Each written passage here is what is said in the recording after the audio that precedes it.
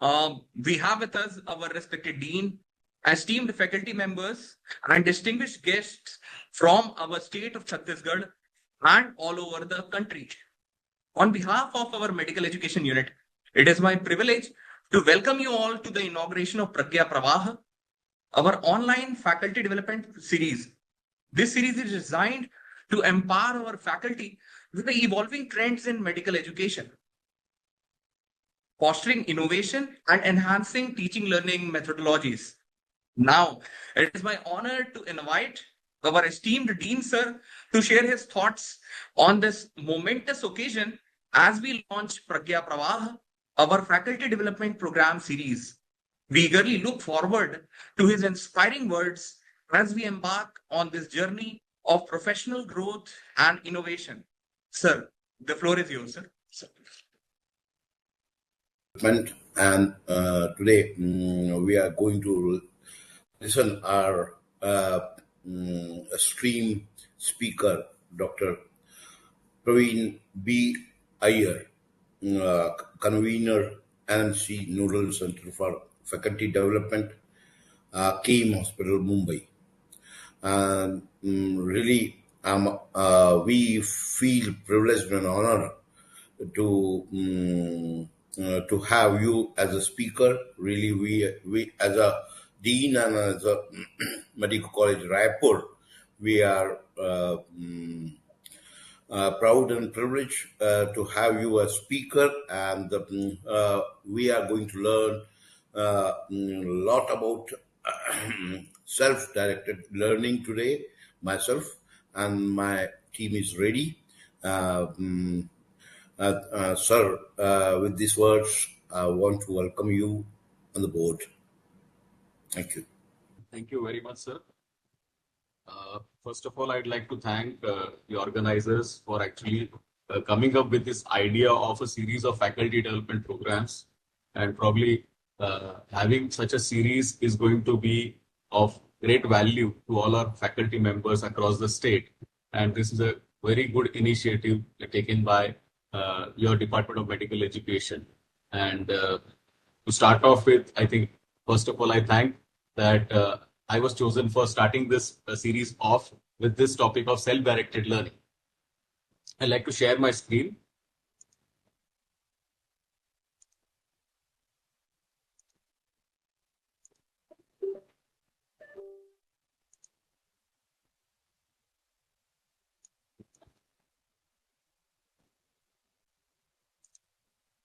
Are you able to see the slides? Yes, thank you. Thank you, Dr. Diwan. So, the title of this session I've kept as self-directed learning. That is the whole concept. But if you look at what self-directed learning is all about, it is something like a training for a lifetime of discovery. Because ultimately, when a learner indulges in what is called as self-directed learning, he or she actually trains himself for a lifetime to discover a lot of things ahead in life. And therefore, the tagline, training for a lifetime of discovery. If we look at a classical example of self-directed learning, it's there in our Vedas and our history, our mythology, that Ekalavya, the classical example, he was denied the regular teaching, and therefore he chose upon himself of learning the art of archery and other tricks of the trade, which other Kshatriyas were learning. So, if a learner wants to learn and is intrinsically motivated, then sky is the limit for the learner. So that is the whole concept of self-directed learning. And with the advent of competency-based medical education that we have started implementing since 2019, this term and this process has got a lot of impetus and importance in our curriculum. I'd also like to acknowledge Dr. Sangeeta Rawat, the Dean of our medical college, who is a constant source of inspiration, support, and encouragement. Dr. Kishore Kushale is the head of the Department of Anatomy, the department that I belong to at our medical college. He always encourages in all the activities that we propose and engage ourselves in. Acknowledgements also are due to FAMER and our Department of Medical Education, which is empowered with basically resources that we utilize for conduct of various sessions of faculty development programs. So what we'll be discussing in an hour and quarter or so are three major things. One is the concept of self-directed learning. Under the concept, we'll see why there is self-directed learning which is required. What is self-directed learning? What competencies are required for self-directed learning? How can we design a learning plan for self-directed learning? And how we as teachers can become facilitator from being content transmitter. Regarding the conduct of self-directed learning, we'll look at the process which involves the preparation, planning, conducting, assessing, and evaluating the program. And finally, with reference to the guidelines that we follow from the National Medical Commission, how do we place it in the curriculum? So right at the beginning, I would like to just ask you all to write in the chat box, what do you feel about these statements that I'm just projecting? And basically, we want the answer in yes, no, or if you're uncertain, then you can write maybe. So that is what we want you to do. There are 6 statements that will be coming up one by one. So let me look at the first statement. I'll project the first statement. Self-directed learning is the same as independent learning. You can type yes or no, or maybe, whatever you feel like.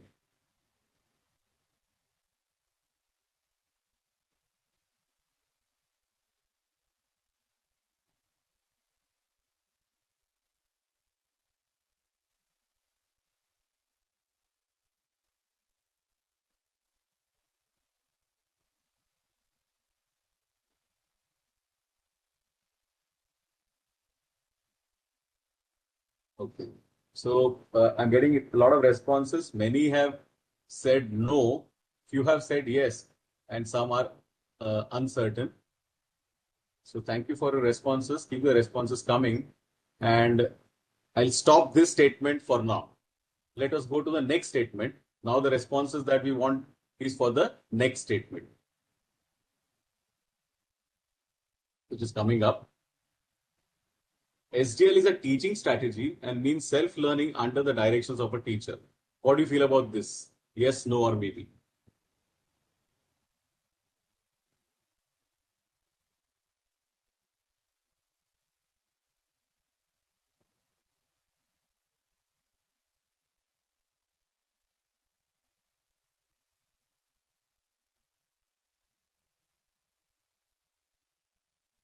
Okay. So we're getting many responses as yes, and a few maybe, and very, very few no's. Okay. So that is the current understanding of the crowd and the feeling about the statement. Let's go to the next statement now. We are closing this statement. SGL topics need to be retaught by teachers. Let's have responses to this.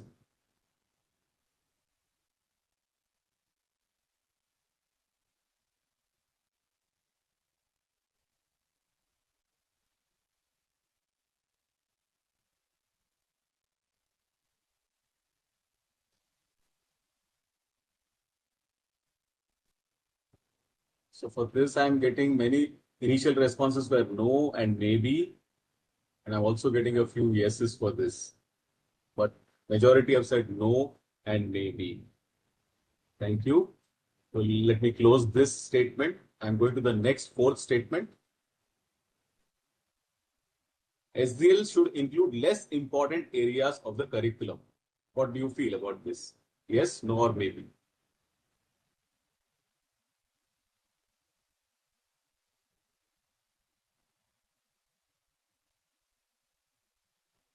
Yeah, I'm getting a unanimous no with interspersed yes in between. Okay. Some say not always also, which is maybe. Yeah. Okay. So thank you. So we close this particular statement now. We're going to the 5th statement. The teacher has no role in SDL. Yes, no, or maybe?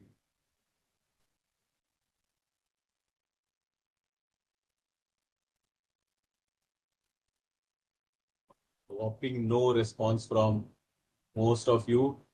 So people do believe that teacher has an important role in SDL. Thank you. Let's move to the last statement. All students have inherent skills for SDL. So what do you feel?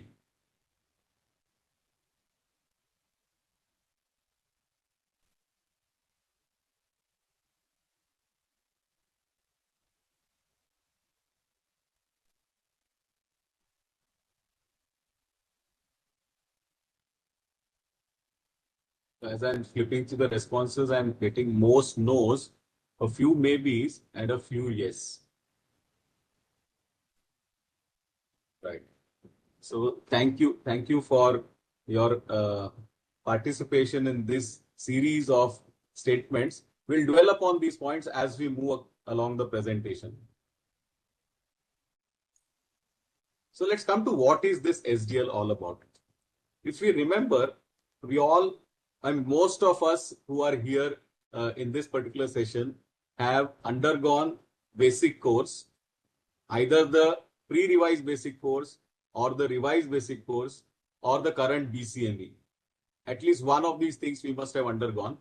And there are a few, I think, participants who may not have got the opportunity to undergo these courses as yet. In the current curriculum of BCME, there is one short sensitization session on self-directed learning.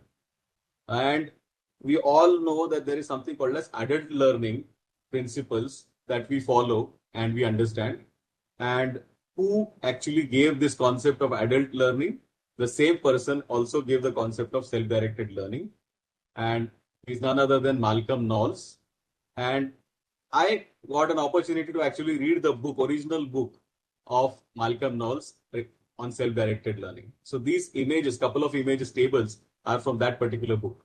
So self-directed learning basically runs on a few assumptions, and it is something which we compare teacher-directed learning and self-directed learning.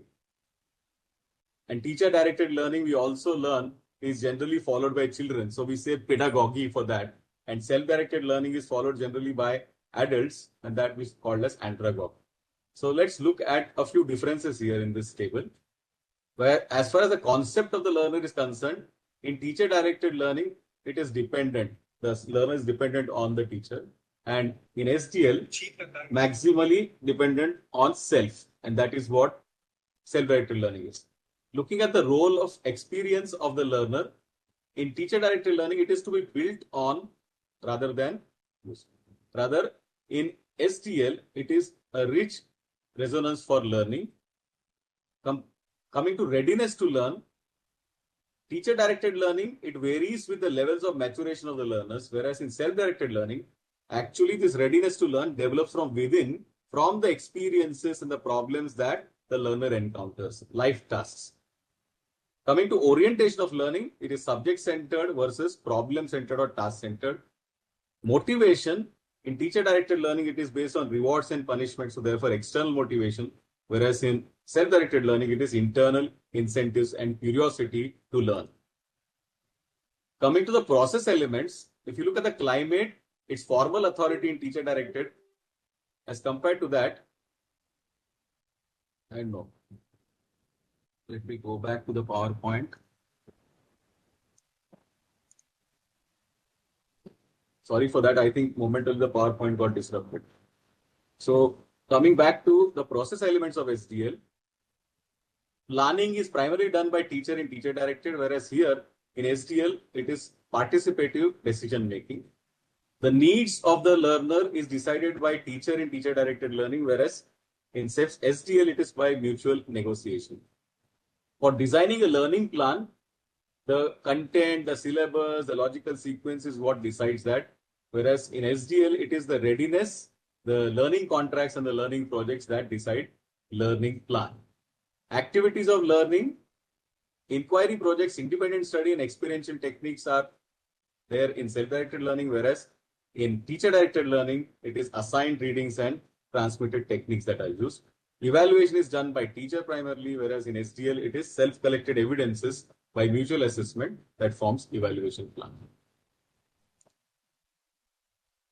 So, having looked at these differences, let's come to the formal definition of what SDL is, as given by Malcolm Knowles, as early as 1975, so 50 years ago.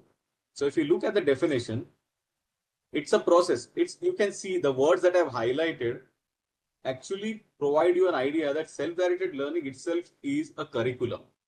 So, a process in which individuals take the initiative, that's a very important point, with or without the help of others, in diagnosing their own learning needs, formulating learning goals, identifying human and material resources for the purpose of learning, choosing and then implementing appropriate learning strategies and evaluating the learning outcomes. So if you look at all these words that are encompassed in this definition, they're all components of curriculum planning. So SDL itself is a small curriculum that we are looking at. And to add to that, most important thing is the willingness of the learners to drive their own learning. That's what is more important in self-directed learning rather than teacher imposing things, do SDL on the students. If the student is not ready, then there's no purpose of actually utilizing SDL. So then comes the question, why do we actually need SDL? We have seen the differences, we have seen the definition where the student has to actually be motivated and willing enough to learn by himself or herself. So why do we need SDL? It is a tragic fact that most of us only know how to be taught. We haven't learned how to learn. And why is this a tragic fact? Let's dwell on a few points. Now, there are different kinds of learners. Some are very proactive learners, whereas some are very reactive learners. Now, what do we mean by this? Proactive means they constantly are eager to learn and they don't depend on their teachers, whereas reactive learners are those who are actually at the mercy of the teachers. You can say they are at the feet of the teachers for learning. Self-directed learning, actually, if you look at psychological development, it's a natural process of psychological development. Every individual, every human being, as the person progresses in life, the development that happens is a natural process that happens. If you look at our own human life, at birth, we are very much dependent on the parents. As we grow, the dependence keeps on decreasing and we become more and more independent for doing all the work and we actually take up the responsibility. So the same principle is actually followed in self-directed learning. Responsibility is taken, independent learning is done by the learners. Secondly, why do we need SDL in terms of our medical curriculum? Obviously, the curriculum is vast. So therefore, not everything can be taught in formal environment. There are different learning styles of the learners who get admitted to the course. There is different pace of learning of each learner. And obviously, we consider medical students as adult learner. So therefore, we need to respect what they actually need. They have to become global learners. And one of the roles that the IMG has to fulfill is becoming lifelong learners who have to continue to learn, refine skills, and acquire new skills. It is said that what we learn today, half of these things that we learn today have, in fact, the half-life, the shelf life of this particular learning is less than 10 years. So knowledge is bombarding on us. There is tremendous knowledge that is generated. So therefore, we need to learn from every experience that we get. And actually, there is no age limit for learning. And therefore, this statement, education is not equal to youth. It's not necessary that only when you are young, you can learn. So to summarize, SDL is an ability to learn on one's own for basic human competence and that too for survival. So for example, if an Indian medical graduate who has learned today is going to practice after 25 years, there will be so many new things that must have happened in the patient care and healthcare. So obviously, the skills have to be there for intrinsically motivated to do self-directed learning. Now let's come to the purpose of SDL. The purpose is to plan our own learning, to develop thinking and learning, to develop problem solving and to develop independence. So for that, obviously, to learn this art and skill of SDL, we need to choose topics for the learners. Now, whether we choose or whether the learner choose, it depends on how we can actually do at our own setting. So topics should be relevant, interesting, and motivational. It could be from the core competencies or non-core competencies. So it's not a hard and fast rule that we have to relegate the non-core topics to SDL and non-important topics to SDL. Because primarily, if the learner is motivated to learn, that is likely to be reflected in the assessment as well. So we decide and have a mix of core and non-core topics. Let's look at some educational theories behind this self-directed learning.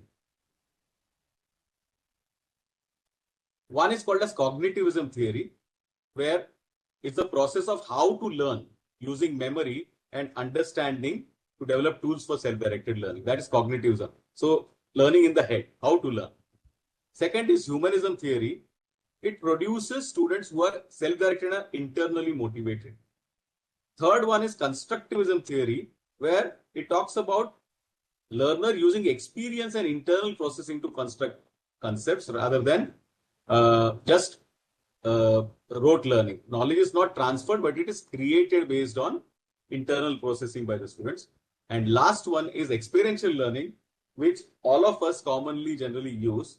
And this is called as the learning cycle of reflection on experience. We are familiar with this because we all have learned this way only, adult learning principles. So learning by immediate reaction or performance to create a continuum of learning, that is long-term adaptation. So there are stages through which a learner will go through. The first stage is experiential, the concrete experience. That is, suppose now you are attending this particular webinar online session. You are trying to gain that concrete experience of just listening to what is being told. After that, obviously, as you listen to me, you will have reflective observation. You will review what is being discussed and then reflect on the experience that you have had. Based on that, you will develop some concept, and that is called as abstract conceptualization. You will conclude from the learning of this particular experience. So develop a concept. And then you say, okay, I have learned something now in this webinar. Let me try and actually experiment it and implement it at my place. So that's called as active experimentation, planning or trying out what you have learned. And then again come back to the concrete experience. So this is a cycle which is a continuum of learning, and that is a COPS cycle of learning using reflective practices. Now coming to what are the levels of self-directed learners as we encounter them. And then nicely they are classified by Gerald Gross as staged self-directed learning, SSDL. We can look at these three ladders. So a learner can be at this stage or maybe the other stage. All are not at the same level when they start with. So like we have seen so many pyramids in medical education, and this is another pyramid that we can look at. It talks about levels of self-directed learners. At the bottom lies the most dependent learner, relying on instructor. There is no direction on self and it is task-oriented. As the learner progresses, the learner becomes interested. So building some confidence, setting some goals, seeking some opportunities, but not necessarily always self-directed. Then as the stage progresses, the learner becomes involved in the learning process. The learner plans action to achieve the goals, sets them, ability to learn by self, and recognizes the learning needs by himself or herself. And finally, the stage is self-directed learner, where the person is actually intrinsically motivated, sets own goals, assesses achievements, and knows how to search valid and reliable resources for learning. So these are stages which a learner will pass through in self-directed learning. So when, for example, a new batch of first MBBS is actually admitted to the college, the first thing that we need to do before implementing SDL is to see what level the learners are at. So we'll see how that can be done. So to explain this concept of stages of self-directed learning, example could be like a sports coach. Children will depend on what the coach has to say, totally dependent, and then based on that they'll follow. Whereas there is another extreme. If you have actually seen this movie Dead Poet Society, where the main character is the teacher, and the teacher is a different kind of a teacher. Always the idea of education was to learn to think for yourself. That is a concept that is put forth here, where the teacher really doesn't teach the students anything in this movie. So this table summarizes the stages of the learners of self-directed learning, starting from, say, for example, phase 1 to intern or PG, from dependent to self-directed learner, where the teacher's role is different at different levels of self-directed learning. In a dependent learner, the teacher has to be an expert, authority, or coach. When the learner gains interest, then the teacher has to be a motivator and guide. When the learner is involved, the teacher has to be just a facilitator. And when the learner is totally independent or self-directed, it's just a matter of being a delegator or consultant while working with the learner. Okay. Now at this stage, what I'll do is I'll stop sharing and invite the participants if they have any comments to offer or any questions are there.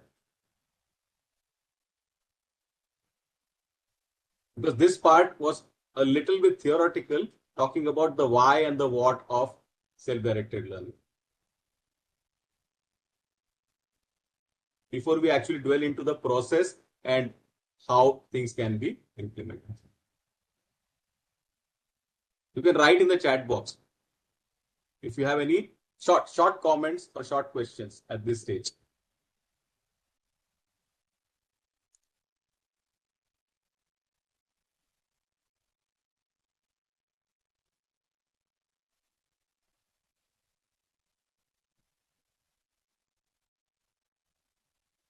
Okay, if you right now do not have anything to say, no problem. You can reflect on this particular part. You can think of questions in the mind, note down, and then we can come back to the things later. Yeah, thank you. So I'll going back to the presentation.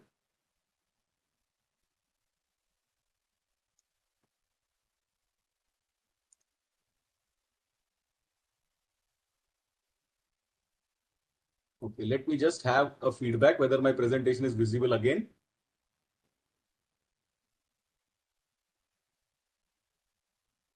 I think it is visible. So let's go further.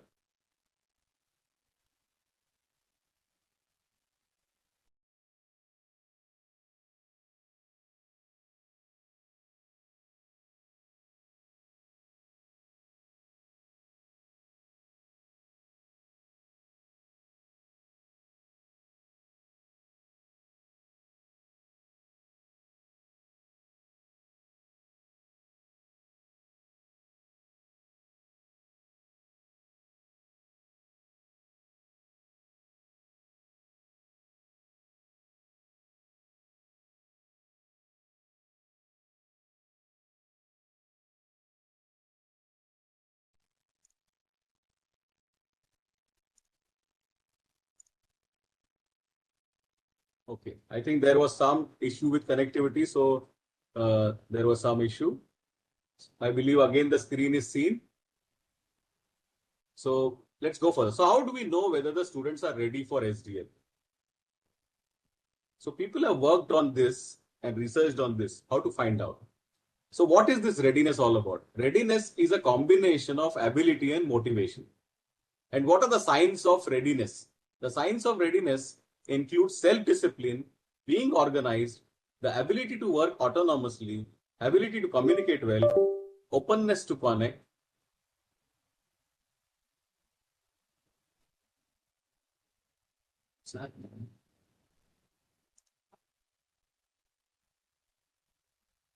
Are you able to see the PowerPoint? Okay. Yes, thank you. So when we say readiness, signs of readiness, yes, thank you. Got the feedback, thank you. So signs of readiness include all these aspects and most importantly, ability to self-reflect and learn further. And readiness is not an all or none phenomenon.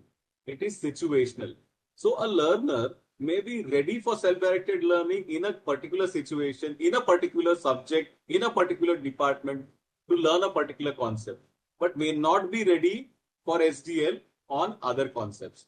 So we may have to look at learner readiness scales for SDL. And there are many scales people have researched and prepared.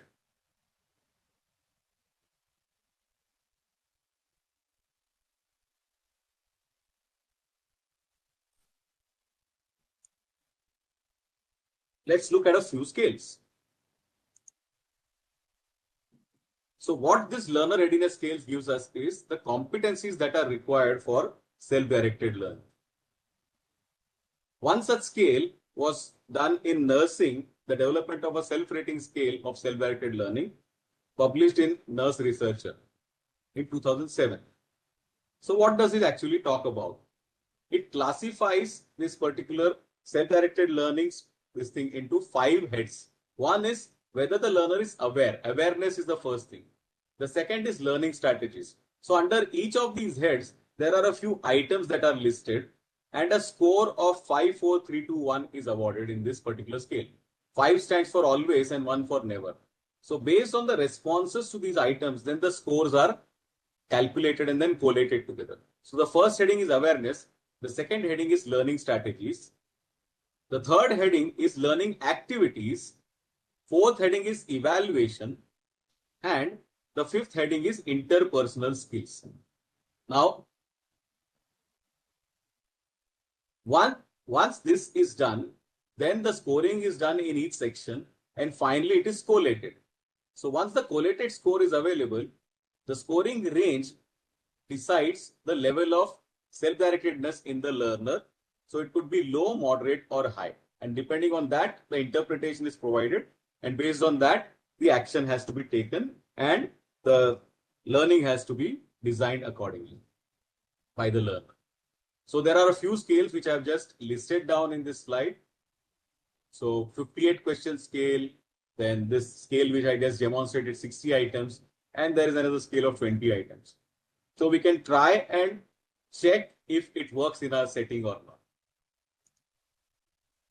So summary of competencies that are required for SDL is identification of own learning gaps in skills and setting the goal for learning, self-awareness, evaluating what resources are required for learning, doing critical thinking, reflecting on the learning, critically appraise what we have learned, managing the information that is available to us, working in teams, doing self-evaluation and peer evaluation. So these are the things that a learner can do to be a self-directed learner. Now let's look at how do we go about doing it, designing a learning plan. So for this, there are examples given of formulating learning contracts. So this is a learning contract for, say, learning self-directed learning. Let's look at that example. So for being a self-directed learner, what could we be doing? What could we be doing as learners? So firstly, setting the objectives. So here in this case could be that to develop an understanding of the theory and practical implications of teacher-directed learning and self-directed learning. So for that, the strategies and resources required are the projects that are available in the book, then reading all these things and leaning the resource A that is given in this book. What will be the evidence of accomplishment? Either making a presentation of definitions, rationales, assumptions, and required skills. And what will be the means of validating the evidence? Then making this presentation to others and rate them on a 5-point scale. So it's a clear table giving what is expected by the learner and of the learner. Let's translate this into one of our examples of the curriculum. So let's look at communication with patients at the competency addressed in EdCom module of communications skills.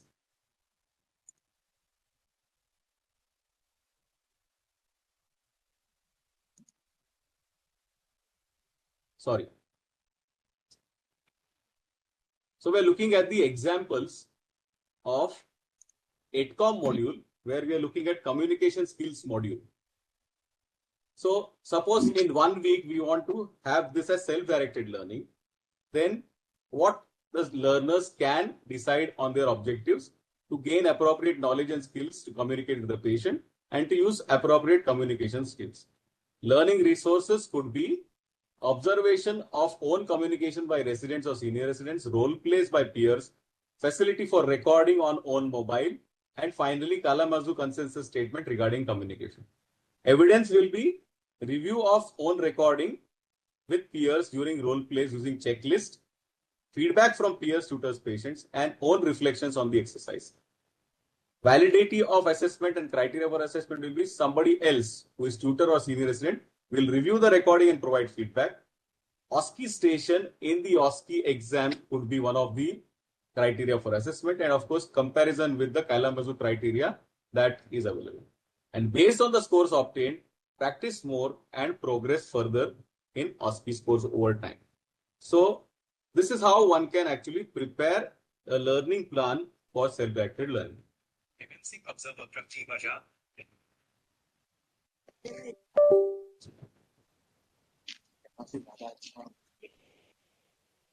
So now let us come to what is the role of teacher in all this process.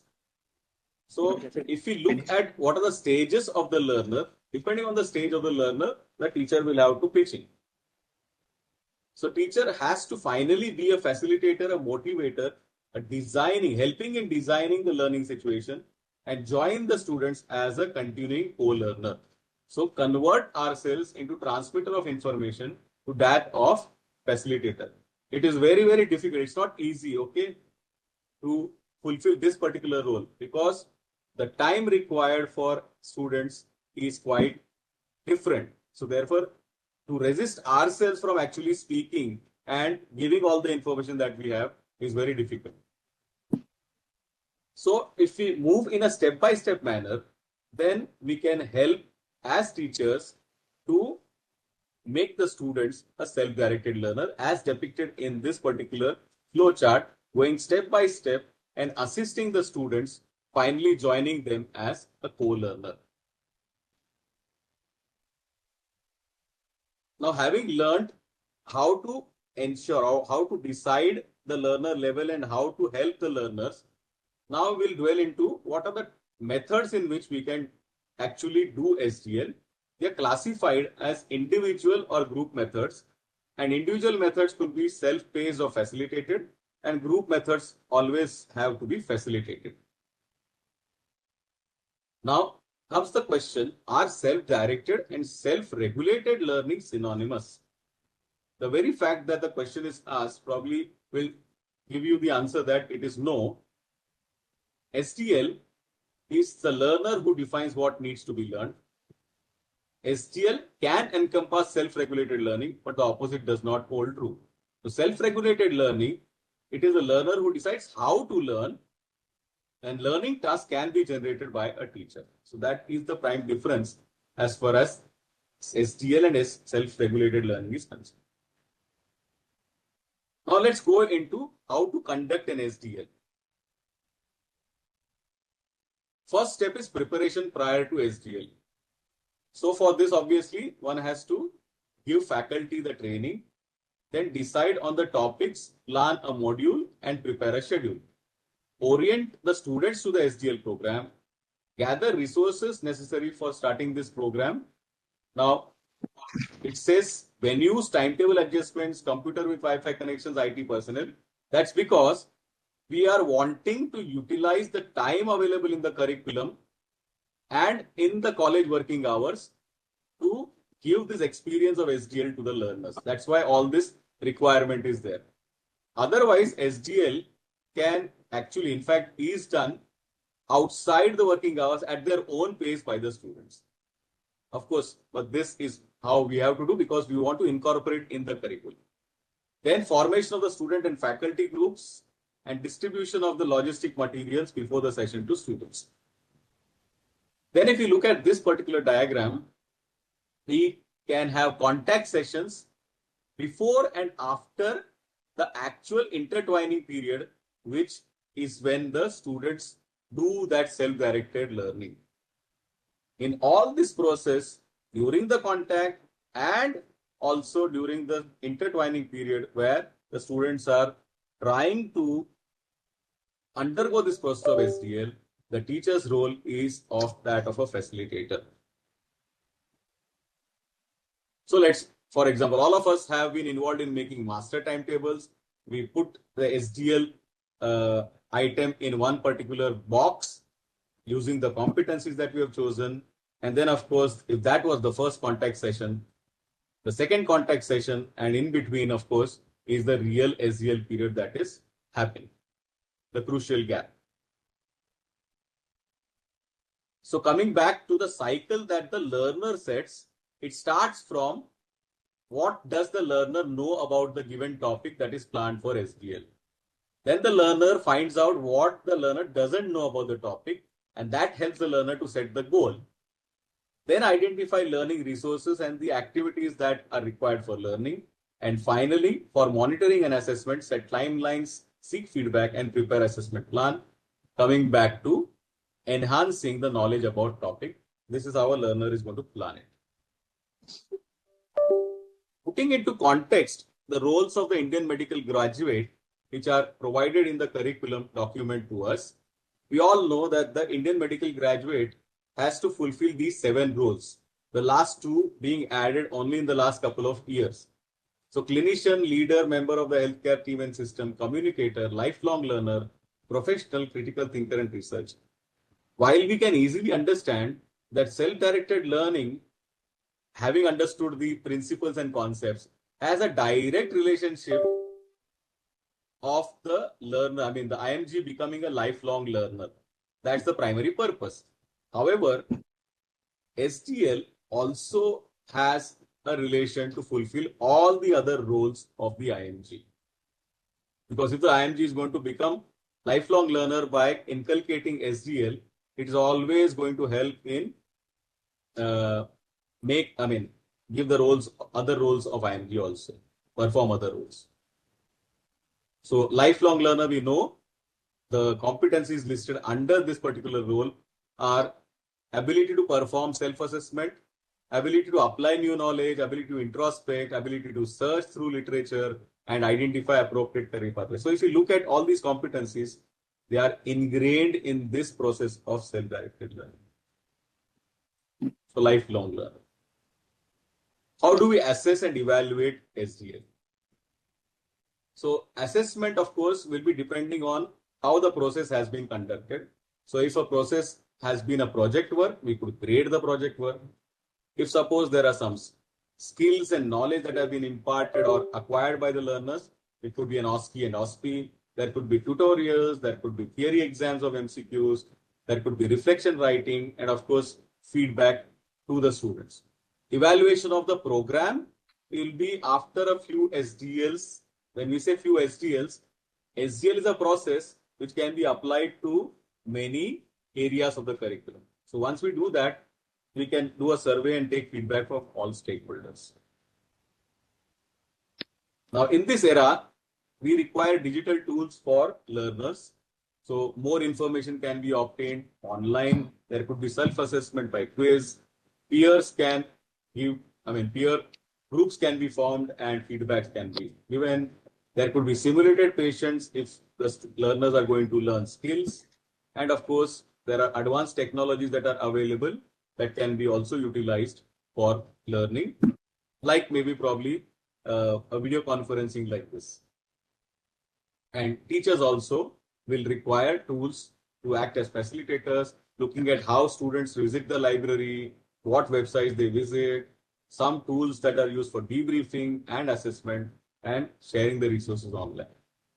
At this point in time, I'd like to say that these last few slides must be very familiar to most of us, because these are slides which we use in our basic course in medical education to impart training to the faculty members. Many of us who are participants here are as a part of the medical education unit of our college as well. So therefore, this was just revisiting what concept is imparted in the BCN. Of course, we all know that having learned the concept of SDL, there could be multiple opportunities available to implement SDL. And this could vary from formal opportunities to informal opportunities, case-based learning, flipped classroom, electives that we have been implementing since the last 3 years, e-learning, EdCom module, conduct of seminars, journal clubs, open book examination, some case records to be audited, and informally the same can be also used in bedside teaching, PG teaching, and many others. Now, what strategies can be used to promote SDL? The same is listed in a cyclical manner. So there could be flipped classroom, there could be knowledge maps, there could be reciprocal teaching amongst the peers, Using student doctor concept also can be implemented. If you use technology for enhancing learning, award group projects for the learners to do together, implement learning contracts individually or in group, and use of reflective portfolios, providing evidence of the learning. Now, at this point in time, again, I would like to just stop sharing the screen and look at a few comments.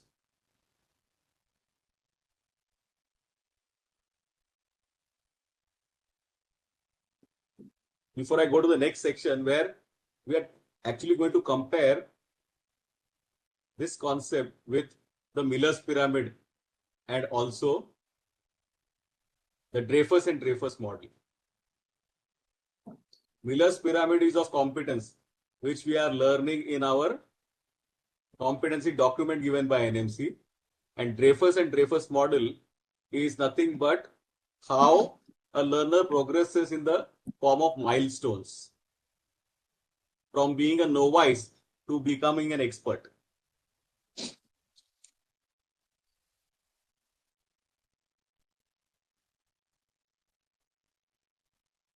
Okay, go back to the PowerPoint.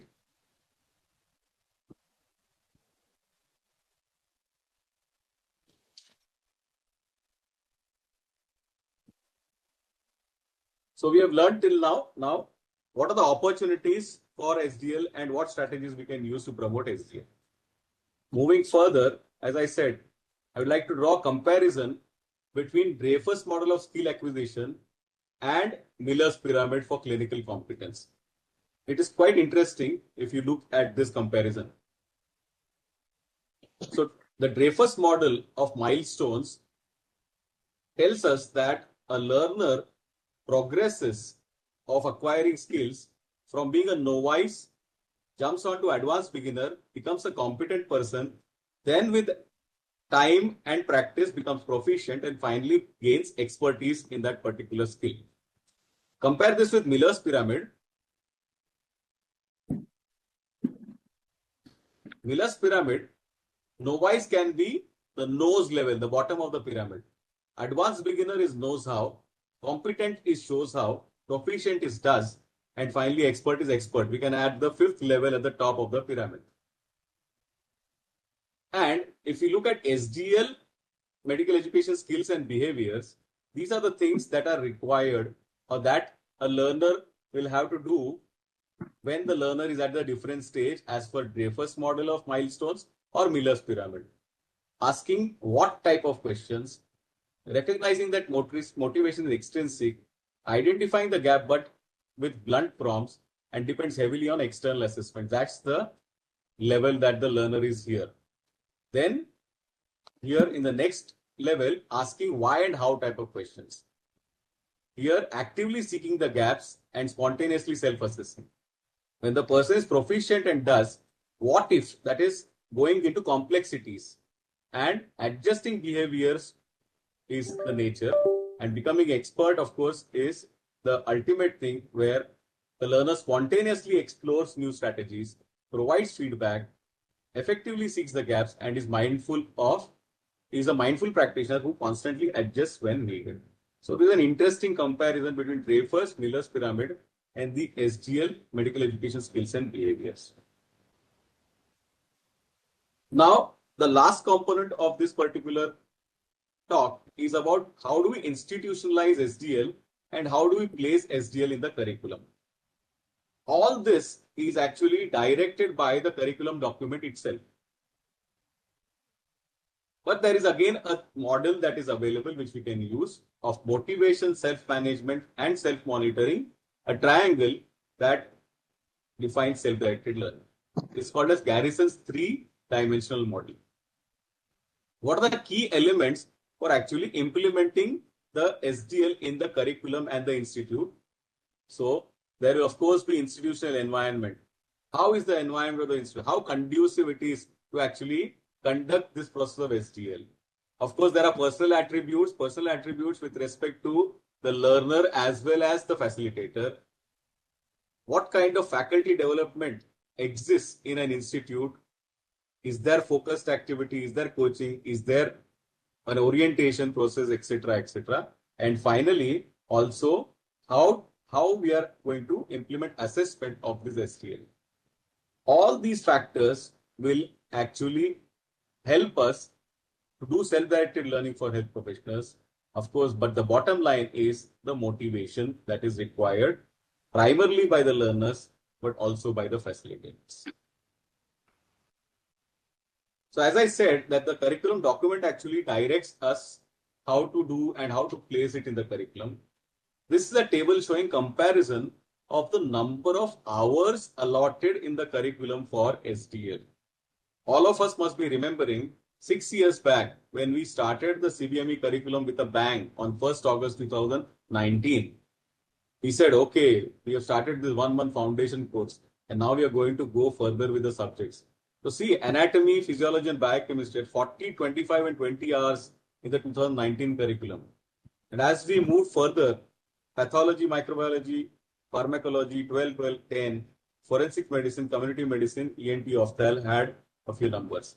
But as you go now, as the curriculum has evolved and changed due to various reasons, the number of SGL hours in the first phase has reduced drastically.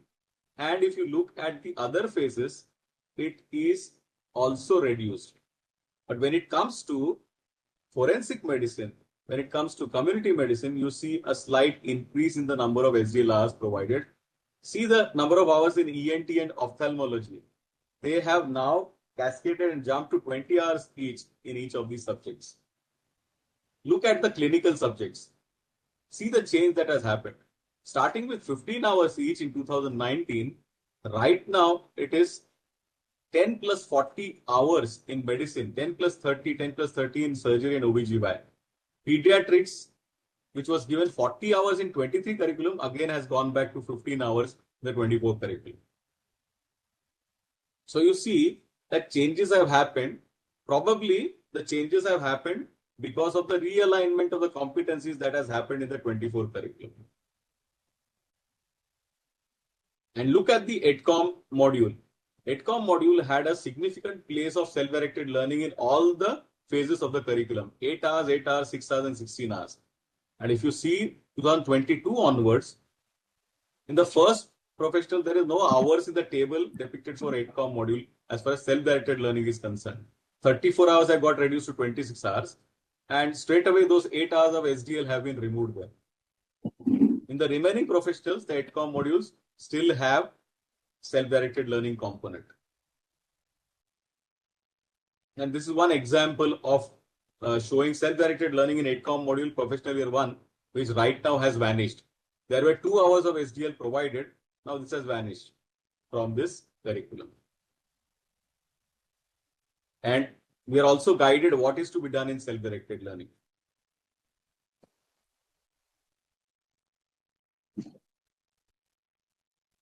A new angle or a twist was provided to this concept of self-directed learning when it got incorporated in the internal assessment in CBME 2023 guidelines. All of us must be remembering those 500 marks table of theory internal assessment. So let's look at those tables one by one. Self-directed learning was divided in 3 components in this table: seminar, museum study and library assignments, and allotted 15 marks each. This is an example for the first and second professional year subjects, the 6 subjects. And then people started wondering, museum study, the museum itself doesn't exist, then what can be done in place of that for self-directed learning? For community medicine theory, it was museum study and library assignment. Somehow in the table, the seminar went out. For forensic medicine, also the same thing. And the marks, of course, are different. For pediatrics, ENT, opthal, the 3 heads remain the same. The marks are different. For medicine, surgery, OBGY, the marks remain same as that of the first and second MBBS subjects, 15, 15, 15. So this gave a twist and we started including that SDL under internal assessment. But of course, having known and done all this, there are a lot of challenges in promoting self-directed learning. Listing a few based on literature and experiences. Faculty related, of course, challenges are there. This is for any change that happens. There is resistance to change, and there is a age-old phenomenon that we have all been doing this since time immemorial. That is one statement. And the second statement is, why to change when things are working well? Secondly, faculty, because they are ill-equipped with the skills. So conceptually, self-directed learning, how to implement, we are not very clear about it. So that could be the reason to promote SDL. There could be student-related, of course, as we saw that the learners are at different levels of self-directed learning. So how do we, for example, in a college with 250 students, how do we cater to learners who are at different levels of self-directed learning? In theory, it sounds very good that learners are at different stages, so they have to be provided different type of learning. But is our infrastructure resources sufficient to actually do that? So how do we balance and get to a midpoint to this particular concept? There could be institution-related large student-teacher ratio. This is a big problem that is existing. Educational environment in the institutes. As we said, for implementing SDL, the 4 components, one of the thing was the institutional educational environment. So what kind of policy is followed in institutes for promoting SDL? That will actually drive the things. And of course, time constraints. We say no time is sufficient for actually fulfilling the curriculum, especially at the first phase. But then the first phase cascades to second phase and third phase and so on. So therefore, time constraints always exist for us because we are multitasking and we are given multiple responsibilities in our institutes. Nonetheless, how do we overcome these challenges to work for a win-win situation and then promote SDL is what we need to think upon and introspect. So with this, basically what I wanted to say, I have conveyed. I'm just trying to summarize. So we dealt with the concept of self-directed learning, where we discussed why self-directed learning is required. We looked at what is self-directed learning, what competencies are required for self-directed learning by using the readiness scale of self-directed learning. How do we design a learning plan by formulating learning contracts for different SDL topics? We move from content transmitter to becoming facilitator as a teacher. What is involved in the conduct of the SDL? So the process, that is preparation, planning, conducting, then assessing, evaluating, and of course, we're looking at challenges. And finally, what drives how to place SDL in the curriculum is basically the NMC document that is going to help us along with the challenges that we saw, which have to be balanced and overcome. These are the references that have been used for the presentation, and I have quoted all the references as we are moving through the slides. And this is my institution in the heart of central Mumbai, but still quite green. As we see, this is the Dean's Lawn and the greenery around, and heritage building. And this photo is captured from the heritage building. This is the new UGPG hostel, and this is the multi-storied hospital building that is existing in our campus. Thank you very much for participating and listening.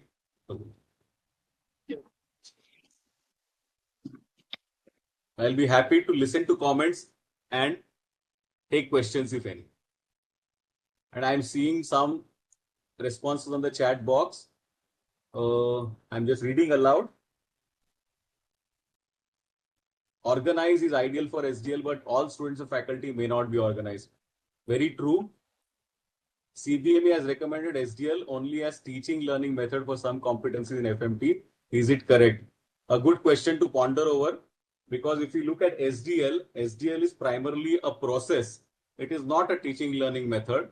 So that process of SDL actually can be implemented in different ways, as we saw opportunities for SDL.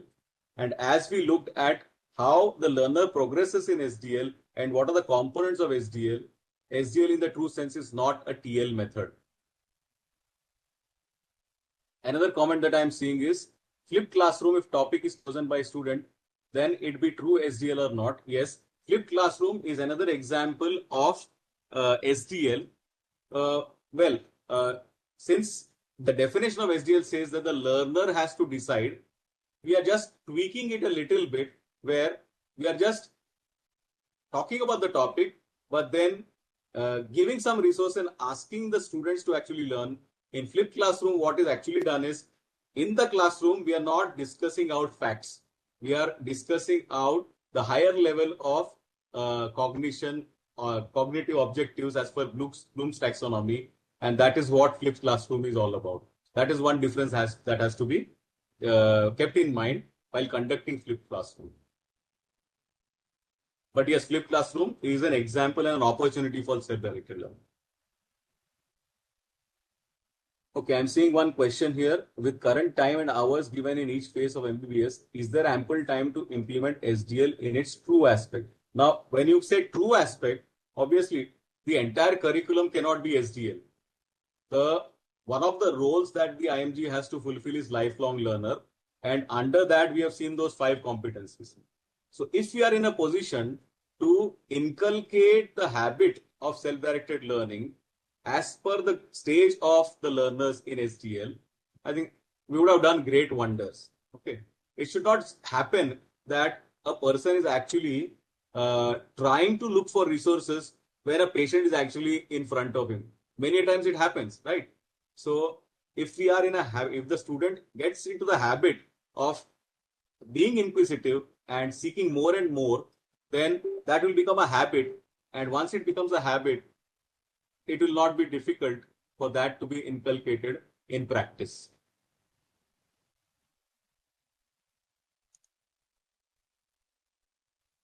Self-directed learning is good, but it's very learner-centric. Its behavior and varies as per learner's intelligence and how to move on in this big challenge. Okay, so this is a good question by Nilesh.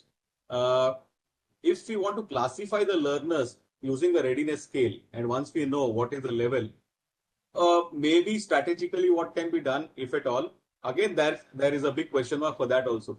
We can group people together, or we can mix some kind of, we can do mix and match.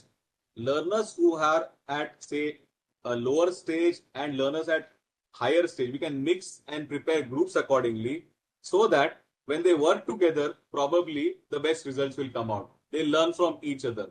Teamwork is another thing that we need to actually promote in SDL.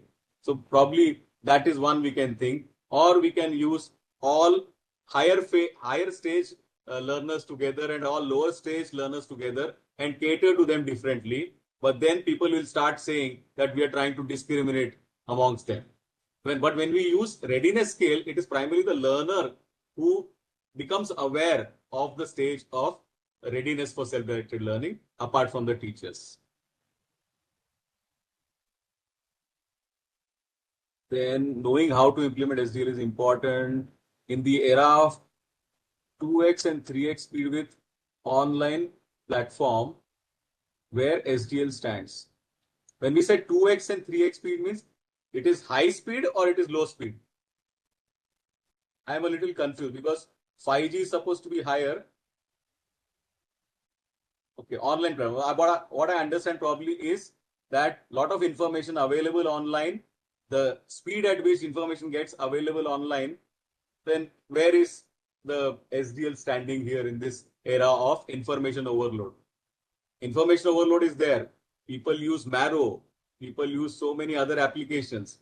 But still, finally, if the discussion happens in such a way that the student gets inspired for learning, there's nothing like it. So SDL will have its own place in the curriculum. In phase 1 SDL or self-paced or self-regulated learning is actually possible. In every phase it is possible. It's not necessary it is restricted to phase 1 or phase 2 or phase 3. We assume that in phase 1 the students are novices and the students' readiness for SDL also is not there. We have that assumption. But then students have been learning till 12th standard. So obviously they are in the process of learning. So we really cannot predict at what phase of SDL they are actually in. So let us try out. If we have scales available, let's try them out on students and find out what is happening and what level comes out. Then that will become an evidence and then we can go ahead subsequently. Suppose we choose a core topic for SDL. How can we ensure that the whole batch is capable to answer it in the exam? Now, the question is how big the topic is, okay, and how long the SDL program you are prepared for the topic is going to be conducted. The number of hours that we actually need to fulfill is less. Forget about the number of hours. The concept of SDL is such that we need to influence the students to learn and inspire them to learn. They have to become self-motivated for learning. So if we try and build the discussion during the contact of the SDL program in such a way that it generates that amount of curiosity to learn more and more, then that is going to help the students further. As far as assessment of the topic is concerned, obviously the assessment will be in the form of a standard assessment thing. It is not necessary. There's not going to be something totally different in SDL. If you are using, say, theory assessment, you will see, okay, you may not directly attribute only to SDL as SDL has contributed to the learning of theory assessment in that particular topic, because the students are learning things holistically also. Then 2024 batch onward, how to assess SDL? Should same heading be kept as per 23 guidelines? Okay. Now in 2024 CBME guidelines, the tables have been removed. So therefore the question often arises, what is to be done? But if we look at the prelude of internal assessment, it is clearly stated, the sentence continues from the 1997 curriculum also, that internal assessment has to be calculated based on day-to-day learning experiences, which need not be limited to, and this list is not exhaustive. So all those words that are there in the table are actually come up in the paragraph. So it is for the university to decide what directives to be given to the college. Maharashtra University of Health Sciences for phase 1 has continued to use some headings of the table under SDA. So therefore it still continues in MEHS. Yes, 2x is twice as fast. I understood that. The people listen online lectures at 2x speed. Yes. So they don't want to, so they feel that the time is wasted. Unfortunate time. YouTube videos, yes, correct. So if that is the case, and if they can learn by watching YouTube videos at this speed, then that means they consider themselves fast learners. But when it comes to exam, probably we'll have to see and do a study. Students using only YouTube videos and students attending classes. Maybe that is what we need to end up doing. How to motivate students for SDL? The teacher ends up teaching as students often come unprepared. Okay. So, of course, since assessment drives learning, unfortunately, the carrot that has to be given is assessment. And that is why probably we include assessment as a part of that SDL and say that this is going to be counted for internal assessment. Only then students start probably preparing for the SDL. I feel core topics should not be included in SDL. Okay. Now, that's a good comment to make. But what happens is SDL is a process and SDL is not a teaching learning method. SDL is not self-study. So therefore, I do not agree to this that core topics cannot be used or should not be used in the SDL. And I also do not agree to the comment that the topics that are for SDL need not be retaught by the teachers. So it's not that they are independent or they just complete the curriculum. So that is not the concept.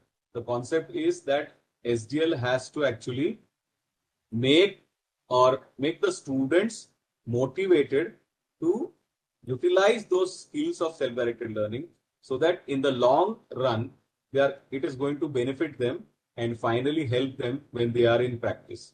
So our direction of using SDL should be focused towards that particular goal and not the short-term objectives of restricted to our phase 1. I think I've tried to address to all the comments that are there. One more comment which I'm reading is frequent changes in CBME is causing volatility in structuring our teaching. How SDL be squeezed in it with frequent changes? I do agree to some extent with this particular comment. Yes, frequent changes have happened and probably the need for frequent changes must have been felt by the authorities there uh, through feedbacks from various stakeholders and, of course, their own wits. But then, yes, this is one thing which we cannot help, but then we have to try and utilize whatever we can using the guidelines that have been made available to us.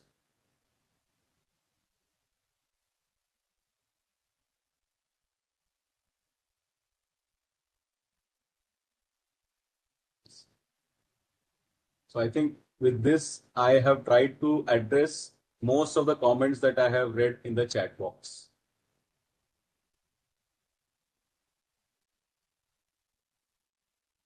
So back to you, Dr. Diwakar.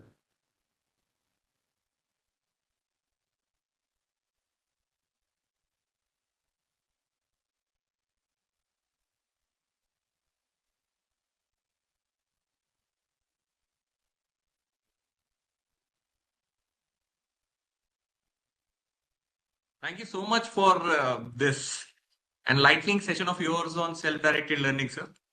Now I would want to invite Dr. Nidhi Pandey, our medical education unit member, and to post a vote of thanks for today's session.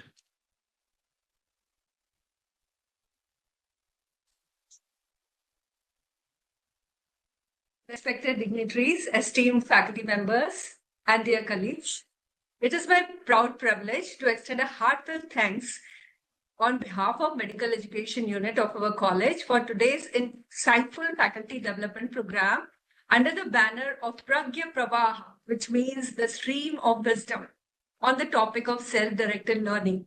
At the outset, I express my deepest gratitude to our distinguished speaker, Dr. Praveen Iyer, from the NMC Nodal Center, KEM Mumbai, for delivering such an enlightening session on self-directed learning. Your expertise, sir, clarity of thought, and engaging delivery have not only deepened our understanding of this crucial aspect of medical education, but have also provided us with valuable perspectives on how we as educators can foster and implement SDL learning strategies effectively. I would also like to extend my sincere appreciation and thanks to Dr. Vivek Chaudhary, sir, our Dean, for his continuous support and leadership in organizing such high-quality academic event. His commitment to faculty development and medical education excellence is truly commendable.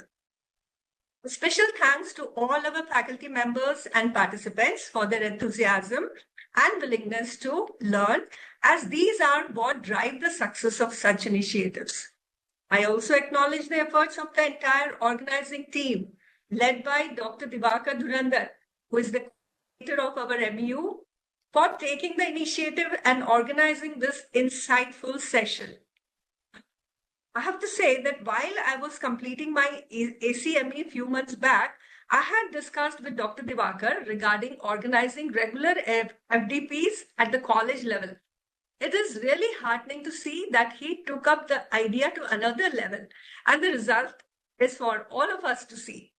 In addition, I'm also thankful to the technical support staff and all those who work behind the scenes to ensure the seamless execution of this event. Once again, thank you all for your time and participation. We look forward to your presence in our upcoming sessions under Pragya Pravaah. Please share your valuable feedback in the WhatsApp group created for this session. With that, I formally conclude today's session, wishing you all a wonderful evening ahead. Please do share your feedbacks. Thank you so much.